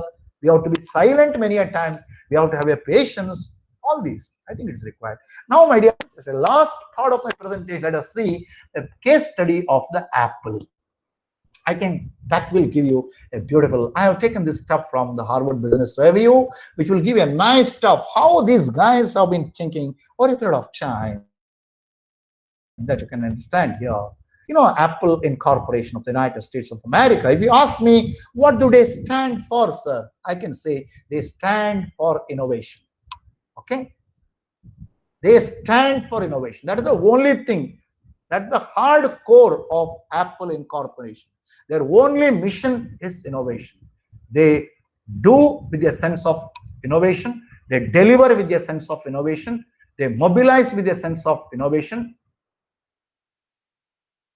They package in a sense of innovation. You can see in the case of Apple, one of the beautiful and time-tested companies of the world, which is into, I repeat, which is into innovations through and through.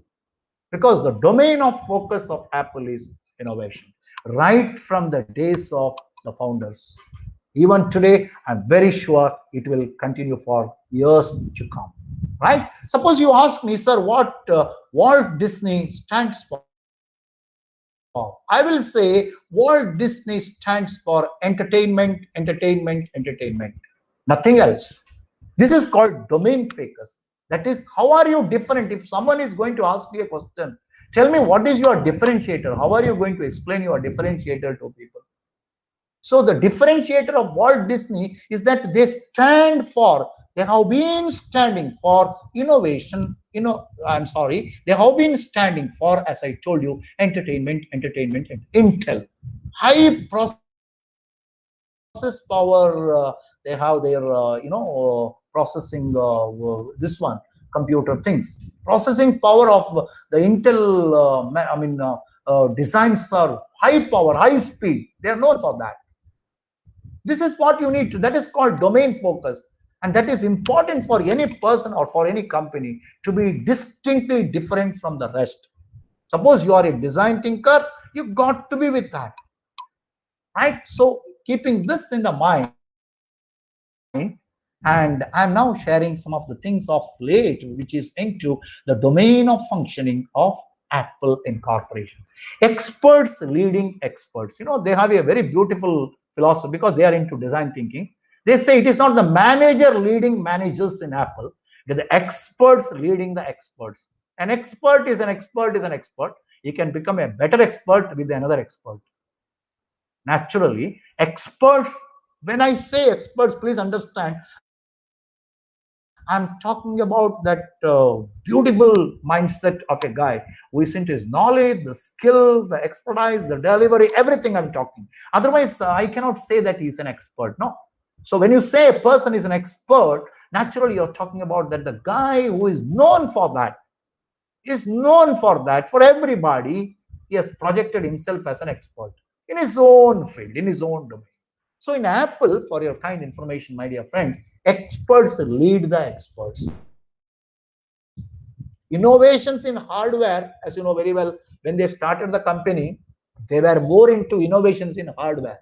Of late, even today, and it will continue, I'm very sure, they are more into software innovations and service innovations.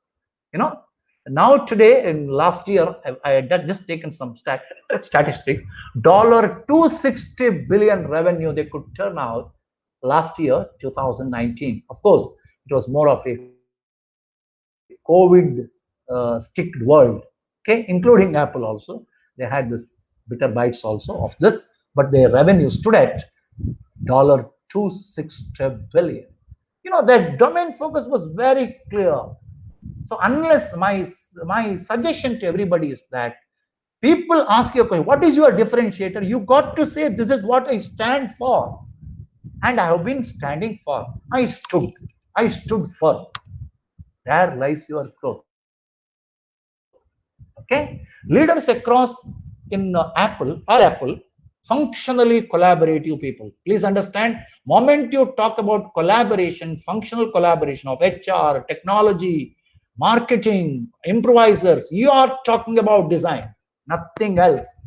Okay? You are talking about design, and you are designing and delivering utility-oriented design products to satisfy the end users. Deeply knowledgeable about details. That is why I've been sharing this. I've been talking to the friends and my students that you should have an eye for detail. If you don't have an eye for detail, you are lost in the ball game. Anybody who wanted to make a difference to the lives of the teeming millions in the corporate world today, you should have an eye for details. Create products that will enrich, underline the word, people's daily life. That was what late Steve Jobs was into. And he designed the products so lovely, and the products were known for ultimate simplicity, and you can handle with the very, very simple things. Its main purpose, because he was trained in the Buddhist kind of philosophy and very mindful about designing the product. You don't want to make the things complicated at all. And the products of Apple, as you know very well even today, very easy to handle and very simple.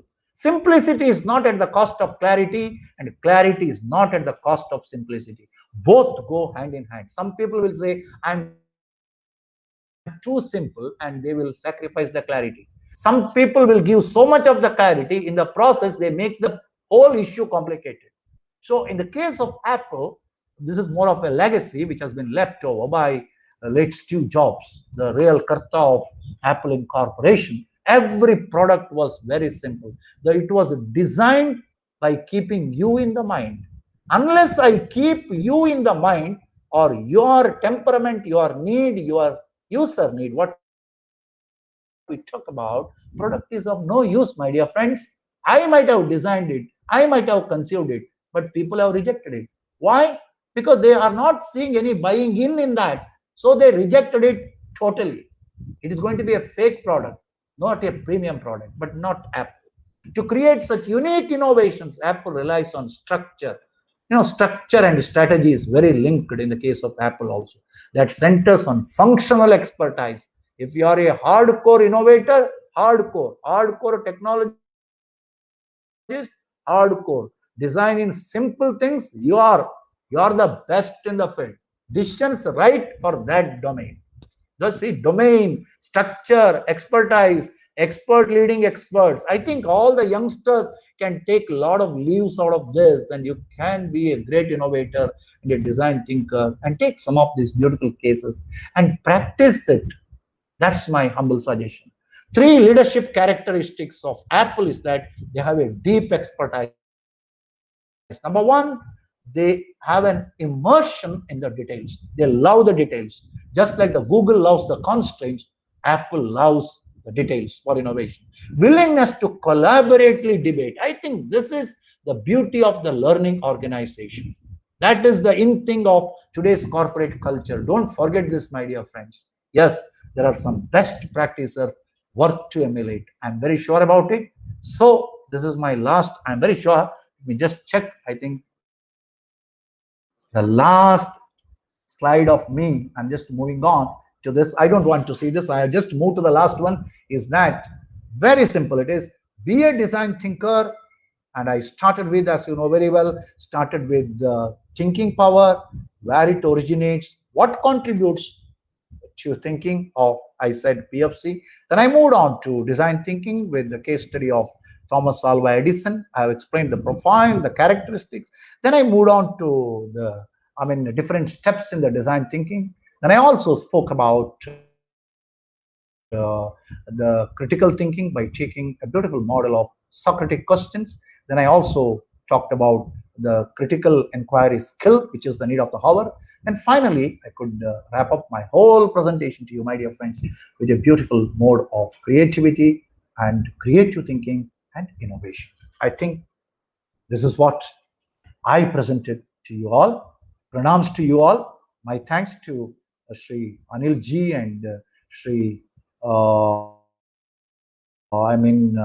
good friend Shashank ji, and also Sri Lakshmi Pai, and all the other coordinators of this great and vibrant center of our premier Institute of Technology. And I am thankful to our esteemed principal, Dr. Niranjan Chiplonkarji, ji, and my esteemed director, Dr. K. Shankaran, for the wonderful opportunity which has been extended to me to interact and to make a presentation on a unique and time-tested topic of the day. And my thanks to all the participants who enrolled for this session, and you made this a difference. Pranams to you all. My dear friends, you are invited now, and you can have your questions that you can put it in the chat. Okay, we'll move on. Thank you, sir, for a wonderful workshop. I have a question from one of the participants. Yes, madam. Okay. The question is, right brain is more creative than the left brain. Is this a myth or a fact? No, it's a beautiful question. Let me tell you, today, the earlier notion of the brain, that the left brain and the right brain, for example, left is more into analytical thinking, more into reasoning, more into mathematical thinking, and right is more of creative thinking. It has been there, but for the kind information of you and the guy who had posed a question to me, let me tell you here that today the brain is considered to be one important aspect, where the left, the right, the up and the down, the left west and the right west, and the left down and the right down, and all are contributing to our performance. One of the guys, I forgot his name, from England, he got a Nobel Prize for his beautiful work on brain science, right? And he says that is nothing like left or right. It is more like, even the color of the brain also. He says it can be blue, it can be white, it can be gray, it can be black, it can be anything. That means any kind of a problem of today's nature, you can solve it by using all the regions of the brain. Okay? All the regions, when I say here, you have a basal ganglia region, which contributes to your emotional temperament, your memory, and reading the patterns, right? And you have your singulated cortex, which detects the novelty or which will identify the mistakes which has been committed by you and others. You have the PFC, which I already spoke about, and you have other regions of the brain. So all will contribute to that. But traditionally, what my good friend said, that the right for creativeness and the left for mathematical, it was right. But of late, the research proved that even you can make use of up, down, right, left, as I said, upright and left, down. All these regions can be considered as like a mosaic floor, which all contribute for the small drop of the water that you can put on it, and the water will start moving in all directions. No, similarly, when you are going to put a small drop of water on the mirror, the water will start moving to all directions. In the mercury also, in the same way, my dear friends, in the brain today, because of the evolution that has taken place of the human beings over a period of time, and the research also has been done on this area. Nearly 30,000 plus neuroscientists have been working across the globe today on brain science, and one of the beautiful researchers on this field, as you can also see, is TED Talks, is none other than Dr. Vilayanur Ramachandran, popularly known in the United States as Ramu. We've done a lot of research in the area of mirror neurons, and even he also talks about the fact that brain is just like a mosaic today. No need to segregate and dissect by telling that only one segment you're talking about or other segment you're talking about. Here, you can make use of all regions of the brain that will contribute to your performance and delivery. Madam. Hello, madam. Okay. Hello. Thank you for the Hello. answer, sir. Hello. Hello. Thank you, madam. Sorry, I cannot see the chat box here, and if you could Okay, help me yeah. out, that's great. Like I will this. tell you. Yeah. I just also Yeah, want to madam. inform all the participants to please fill the feedback form, which can be accessed through the link that has been sent in the chat box. Note that the details have to be accurate as it will be used for the certificate. Okay, sir, there is one more question in the chat box. Yeah, madam, I am looking for more questions, madam. Maybe we can continue for another 10 minutes. Yes, sir. I will tell you the Right? other question. Okay, ma'am. Please, This madam. question is by Anil Kumar. The question is how to differentiate imagination with thinking. Very beautiful question. You know, imagination is all about visuals. For example, if I am in a position to visualize the beautiful streets of New Delhi by sitting in my chamber right now here, for your kind information, I am imagining that. It is not I am thinking. Thinking is, for example, let me give another example to you. Thinking is actually a process where you are thinking with the words. It's very difficult to think without the words. You require the words to be connected into sentence, then you can think. But for visualization and for vision, which is a part of the imagination, we say in Kannada, kalpane, kavi kalpane, we say, you don't require the words even. You visualize certain things and you are at it. For example, Isaac Newton, my dear friend, let me tell you to Anil sir here, Isaac Newton was a man of, thinking. Okay, as I told in my presentation to you, he thought through the process of the fall of an apple onto his head, and finally the law of gravitation, he could invent this, right? Whereas Albert Einstein was a man of imagination, not just thinking. Try this here. One is when we say thinking, it is chintane, okay, alochane. When we say it is imagination, we are talking something about the kalpane. It is very beautiful. The brain can visualize many more things. I have even heard some of the great players, they used to say that in the training session, I kept the ball in my mind or in my brain, and I start playing and kicking the ball. And when I'm actually in the competition, in the playground, when I'm kicking the ball, I'm actually kicking the dummy ball. What do you mean? If you ask to that particular player, he will say, yes, sir, what I mean is this, that I already kicked the ball and I'm going to say now that I'm going to win this ball game. What is this? It is visualization. Because you are into the perfect practice, let me repeat, because you are into the perfect practice, your imagination was so fertile and so sharp, and you are with that visuals in your mind, that when you come to the playground, you are actually playing with the dummy ball that you think. Actually, you are playing with the real ball. But he said, because of my perfect practice session, I already played and I won. And here I'm just rehearsing it. I'm going to win. This is what the brain scientists used to say, sir, that visualize to realize. You are visualizing certain things to realize something. And your power of visualization is called your power of imagination. Right? That is why when you are into design thinking, you require the people, as I said earlier, you want the poets, you want the literary figures, you want the developers, you want the artists, you want the dancers. Why? You know, they can visualize and imagine the things much better than any other person, because they were into art. They are into art.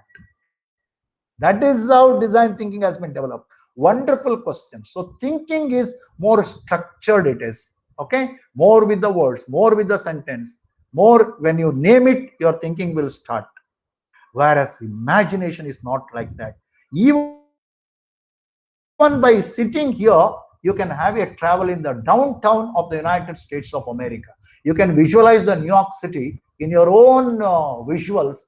And actually, when you are in the New York City, you say, this is what I visualized about a couple of days back in my chamber. Now I'm seeing the same thing here. That visualization is a power of the brain. That is why the great companies are built by the visionaries. Why? You know, madam? Very simple.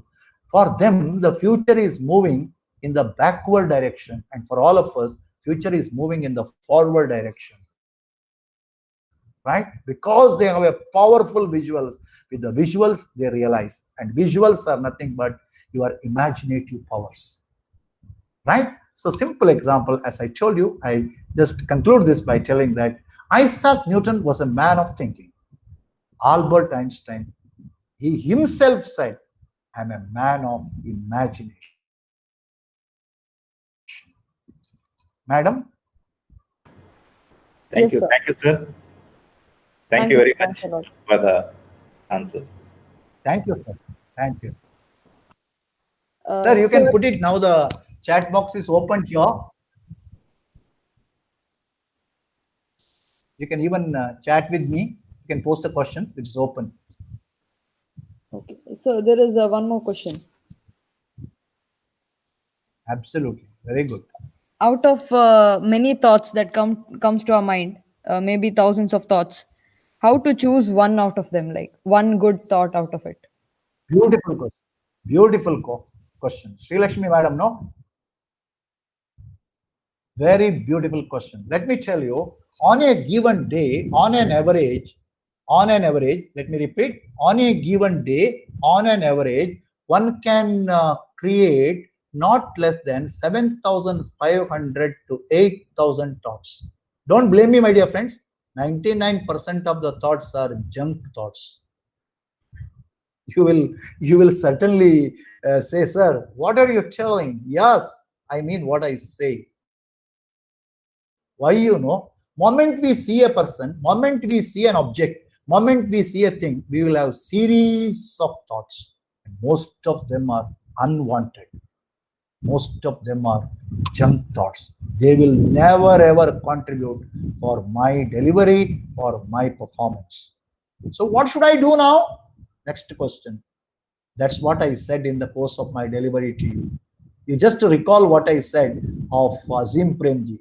You summon a thought which is required for your performance. Because thoughts you create, no, it is not outside in, it is inside out. That means you can create the thoughts of your choice, no? So create the thoughts of your choice, then you will know the real stuff of your thoughts, real power and potentiality of your thoughts, and that will contribute to your true performance. That is what great achievers, be it in the field of science or engineering or technology or art or literature or economics or statistics or management did, or including the sportsman. They just said no for unwanted thoughts. That is why many of us are failing here, because whatever the thoughts that I created, I think that it is the best in the world. Absolutely no, they are junk, number one. I should summon a thought which is required for my delivery, which is required for my performance. That means I am with the focused thought. That will contribute a lot. How you can develop this? Very simple. A technique is that the question is, have you thought about your thinking? Simple question to be posed.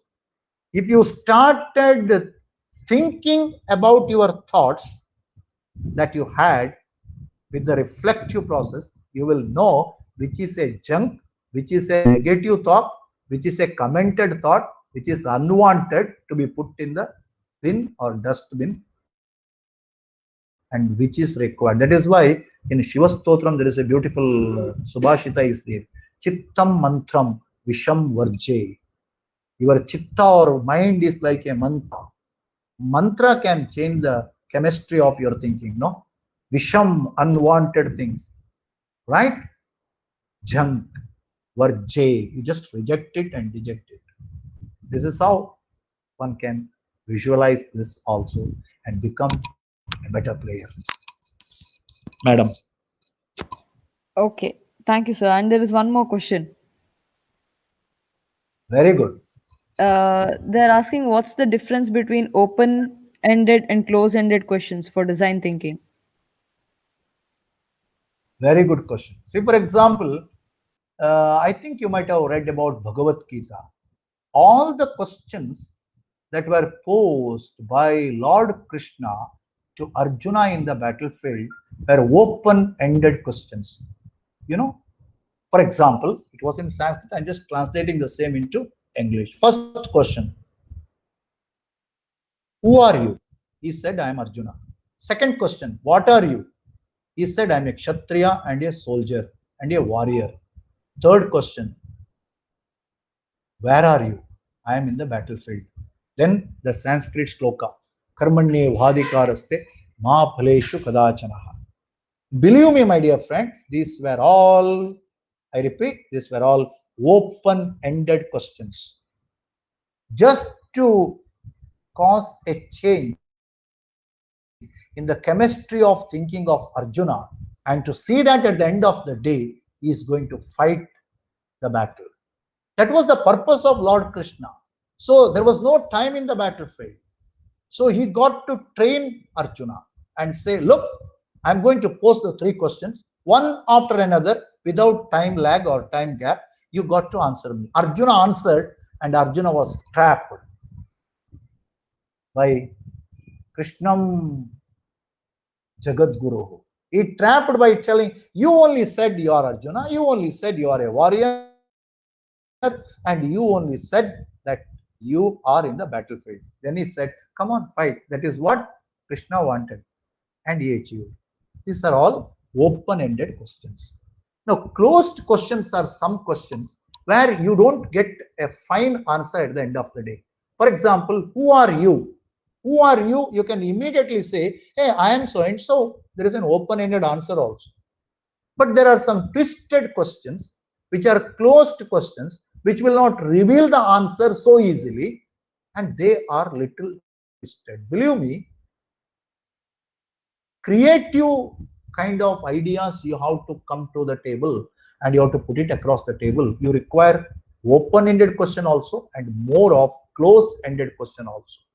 Something little tricky, something little crazy, something that will make you to think out of the box, something that will make you to connect the two dots, which Steve Jobs always have been talking about. If you want to be creative, late Steve Jobs used to say, you connect the dots.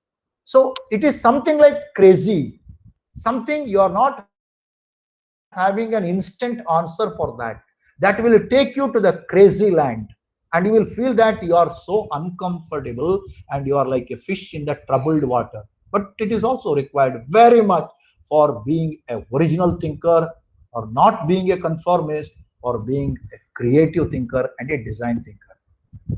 I think especially in the present day times, you should be a blend of two. Certain things you require very open-ended questions and very straight answer, and for certain things you are not getting any straight jacket kind of answers, and your answers are in the crazy world, and you should get into it through searches and searches and searches and iterative processes. And for your kind information, most of the design thinking questions are of that nature, not open-ended. Madam. So thank you for answering the questions. That's all. Yeah. Okay. I request It's over, madam. Shashank Shetty, sir, coordinator of Innovation Activity IIC NMAMIT, to propose the vote of thanks. Thank you, sir. A very warm good evening to all Thank of you. you so much.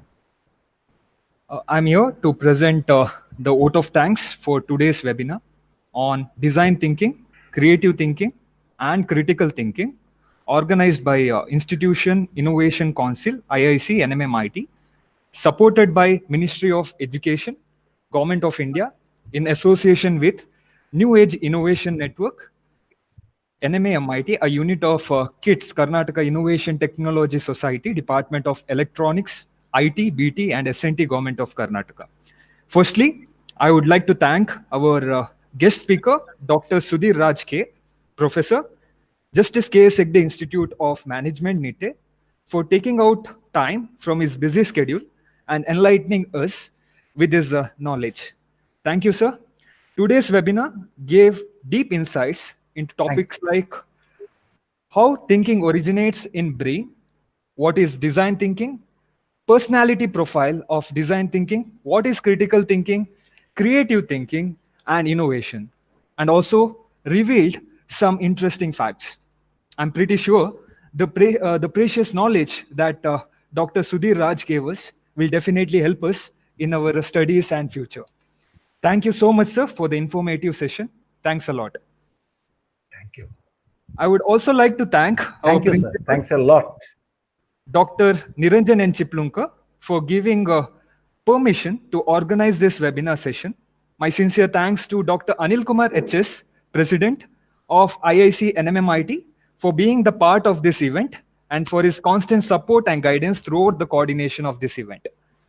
I would also like to thank Sri Krishna Raj Joisa, PRO, NMAMIT, for his technical assistance and facilitating the live streaming of this event through YouTube. Thank you, sir. I would also like to thank the coordinators of this webinar, Ms. Ankita A. Nayak, Coordinator IIC, Ms. Sri Lakshmi Pai, Student Coordinator IIC from Department of Computer Science and Engineering, and all the IIC coordinators representing various departments for your support in organizing this webinar. Last but not the least, I would like to thank all the participants for paying attention and learning. Thank you. Thanks a lot to everyone. We shall all catch up for the next future webinars. Thank you. Thank you, sir. Thanks a lot to you. Thank you. I thank you, sir, for the words of gratitude. Thank you, sir. Thank you very much. Okay, thank you, sir. We Thank will you so much. wind up the Thank you event so here. much.